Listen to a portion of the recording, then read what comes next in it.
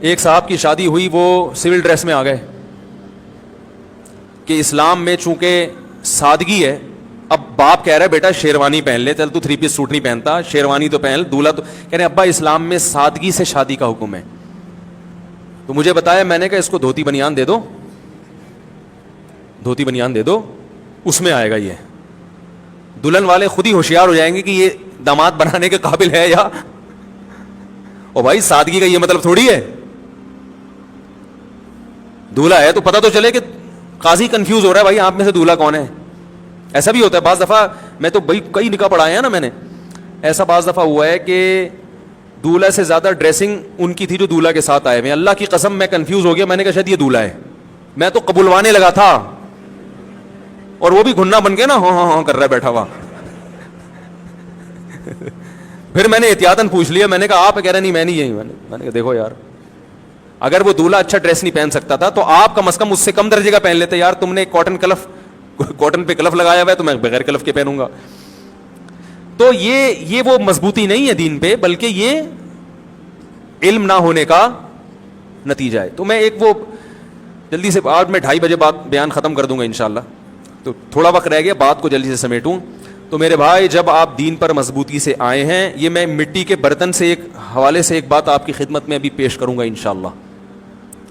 تو جب آپ مضبوطی سے شریعت کو فالو کریں گے تو اللہ کہہ رہا ہے کہ پیچھے مت ہٹو, اور پیچھے نہ ہٹنے کا ایک نسخہ اللہ بیان کر رہا ہے کہ دل میں اللہ کی محبت پیدا کر لو. پیدا ہوتی ہے تو واپسی کا آپشن ختم ہو جاتا ہے. پھر آج ہمارے دل اللہ کی محبت سے خالی ہیں.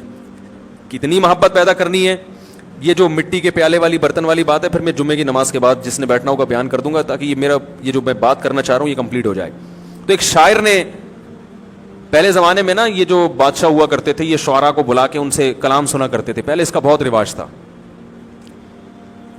تو ایک خلیفہ نے ایک شاعر کو بلایا, متنبی مشہور شاعر ہے, اس سے کہا کہ میں ایک شعر پڑھتا ہوں, آگے اس پہ تم شاعری کہو. یا لائمی کف الملام عن الذی اغناہ طول سقامہ وشقائہ. متنبی بڑا مشہور شاعر ہے, 3 یا 4 صدی ہجری کا, آج سے تقریباً 1000 سال تقریباً ہو چکے ہیں. اے مجھے ملامت کرنے والے, کف الملام عن الذی, اس آدمی کو ملامت مت کرو, اغناہ طول سقامہ وشقائہ, کہ جس کی بیماری اور محبوب سے دوری نے پہلے ہی اس کو لاغر کر دیا ہے. جب کسی کو عشق ہوتا ہے تو ملامتیں ہوتی ہے نا, تو کہہ رہے ایک تو محبوب مجھے ملا نہیں ہے بھائی, اور ایک دوسری عشق کی بیماری بھی ہے, تو بیمار آدمی قابل ترس ہوتا ہے, قابل ملامت. بولو نا بھائی کیا ہو گیا, اتنی باتیں تو آپ کو پتہ ہیں. بیمار آدمی قابل ترس ہوتا ہے, قابل ملامت, اس پہ انگلیاں نہیں اٹھائی جاتی, اس کو تیمارداری کی جاتی ہے. تو ایک تو مجھے عشق والی محبت کی بیماری, اور اوپر سے محبوب ملا بھی نہیں ہے, تو ان 2 ٹینشنوں کی وجہ سے میں لاغر ہو رہا ہوں. تو تم ملامت کرو گے تو میں تو بالکل ہی غائب ہو جاؤں گا. بڑا زبردست شعر اس نے کہا کہ اب اس پہ آپ آگے قافیے ملائیں. متنبی فی البدیہی شاعر تھا, اس نے پوری نظم کہہ ڈالی. ہمارے حضرت یہ نظم اللہ کی محبت میں پڑھا کرتے تھے, یا لائم کف الملام عن الذی اغناہ طول سقامہ وشقائہ. تو شاعر نے کہا عدل العوادل حول قلب التائہ وہوى الاحبۃ منہ فی سودائہ.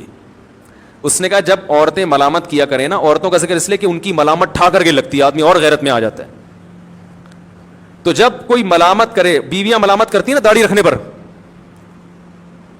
منگیتر ملامت کرتی ہے, منگنی توڑ دیتی ہے, یہ بہت ہو رہا ہے. لڑکے داڑھی رکھتے ہیں, وہ عشق میں آ کے داڑھی کاٹ لیتے ہیں.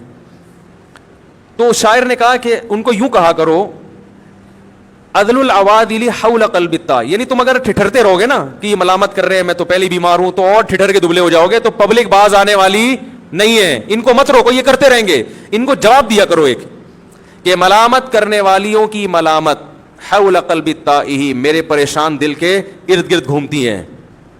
وہو الاحبہ, اور محبوب کی محبت دل کے اندر سیاہ نقطے میں ہے, تو یہ دونوں آپس میں ٹکرا ہی نہیں رہی ہیں. تو میرے دل کی جو محبت ہے, جب ملامت جا کے لگی نہیں رہی ہے تو وہ محبت نکلے گی کیسے؟ تو تم اپنا ٹائم ویسٹ کر رہے ہو, اس کے علاوہ تمہیں کچھ بھی حاصل نہیں ہوگا. پھر آگے بڑی زبردست بات کی, یشکل ملام الی اللوائم حرہ ویصد حین یلمن عن برحائہ, کہ یہ بھی کہہ دیا کرو ملامت کرنے والیوں کو کہ تمہاری ملامت جب میرے دل کے قریب پہنچتی ہے, اندر تو جاتی نہیں ہے, اور جو محبوب کی محبت ہے وہ اتنی گرم ہے کہ ملامت ان کی گرمی سے پگھلنے لگتی ہے, جلنے لگتی ہے, واپس جا کے ملامت کرنے والیوں کو شکایت کرتی ہے کہ کدھر بھیج دیا تم نے ہمیں, دوبارہ نہ بھیجنا. بہت مشکل ہے میرے بھائی. تو ہے تو یہ دنیا کی محبت میں, لیکن اصل میں اللہ چاہتا ہے ایسی محبت کرو مجھ سے, کشتیاں جلا دو, اس کے بغیر دین پر چلنا ممکن نہیں ہے. اگر یہ کہو گے بیگم بھی خوش رہے, ابا بھی خوش رہے, اماں بھی خوش رہے, پڑوسی بھی خوش رہے, باس بھی خوش رہے, اور میرا دل بھی خوش رہے, کوئی بھی خوش نہیں ہوگا, اور اللہ کی ناراضی کا عذاب الگ. ایک دفعہ کشتیاں جلا دے ایسی کی تیسی, لٹکے ہوئے آدمی کو دنیا میں کبھی سکون نہیں ملتا. ایسی کی تیسی جاؤ, جس نے جو بولنا ہے بول دے. میرے بھائی جب تک یہ صفت پیدا نہیں ہوگی, نبی نے ارشاد فرمایا ذاق طعم الایمان من رضی باللہ ربا وبالاسلام دینا وبمحمد نبی صلی اللہ علیہ وسلم, وہ شخص ایمان کی مٹھاس چکے گا جو کہہ دے کہ میں اللہ کو اللہ مانتا ہوں, محمد صلی اللہ علیہ وسلم کو رسول اور اسلام کو دین, یعنی ڈٹ جائے گا بس یہ ہے میرے. تو جب تک یہ کیفیت پیدا نہیں ہوگی, آپ نے فرمایا اسلام کی مٹھاس محسوس نہیں ہوگی. پتہ چلا اسلام میٹھا مذہب ہے. یہ جو میٹھے میٹھے مدینہ کرتے ہیں ایسے تھوڑی کرتے ہیں, یہ یہیں سے تو لیا ہے انہوں نے. اسلام میٹھا مذہب ہے, اس کا ذائقہ ہے, مزہ ہے اس میں, لطف ہے, لیکن یہ لطف اس کو حاصل ہوگا تو کشتیاں جلا کے اسلام کی طرف آئے گا.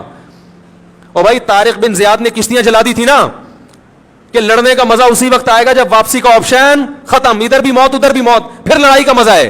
بھاگنے کا آپشن ہوگا تو لڑائی کا تھوڑی مزہ ہوگا, وہ سوچتا رہے گا تلوار اٹھاؤں ماروں کہ نہیں ماروں, ایسا نہ میں ماروں تو وہ بھی آگے سے مار دے, دیکھ لو بھاگ جاؤ. تو نہ ادھر کا رہے گا نہ کیا ہو گیا بھائی, نہ ادھر کا رہے گا نہ ادھر کا رہے گا. تو بیچ کا آدمی صحیح نہیں ہوتا, وہ آدمی ہوتا ہی نہیں تو صحیح کہاں سے ہوگا, جو بیچ کا ہے وہ آدمی ہوتا ہے. تو عجیب حساب ہے. تو آج 99% مسلمان جو ہے وہ اسی لٹکی ہوئی پوزیشن میں ہے, لڑکی نہ ادھر ہو رہے ہیں نہ.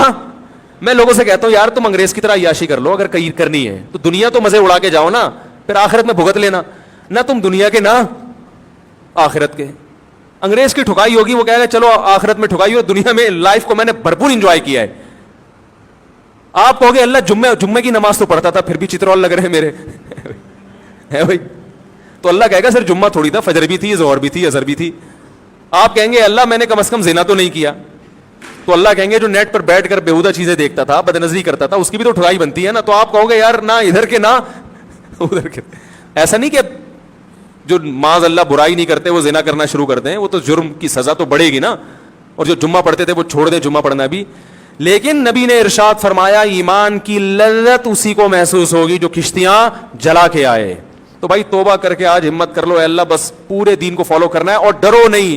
لوگ سمجھتے ہیں پورے اسلام میں داخل ہوگے تو پتہ نہیں کیا ہو جائے گا, اور یہ بھی ہو جائے گا. نہ کچھ بھی نہیں ہوگا, کچھ بھی نہیں ہوگا, اور مزے کی زندگی ہو جائے گی. چند دن کی ٹینشن ہے. ایک چھوٹی سی بات بتا کے بات ختم کرو. ہمارے ایک رشتے دار ہیں, انہوں نے کہا یہ لفافوں کا تبادلہ نہیں ہوگا شادی بیاہ میں, سب رشوت ہے, حرام ہے, سب کو پتا ہے, اتنے 500 دینے 1000 لینے. انہوں نے کہا نہیں ہوگا.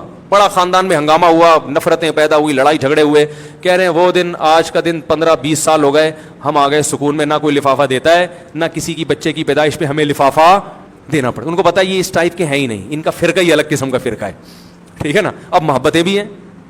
میرے سگے بھائی کی شادی ہوئی تھی تو اس میں مکس گیدرنگ ٹائپ کی, مکس گیدرنگ تو نہیں تھی, کچھ سنا تھا کوئی میوزک وغیرہ موسیقی وغیرہ, وہ بعض لوگوں نے زبردستی تھوپ دی. ہمارا خاندان ایسا نہیں تھا, تو میں بائیکاٹ کیا, میں نہیں گیا.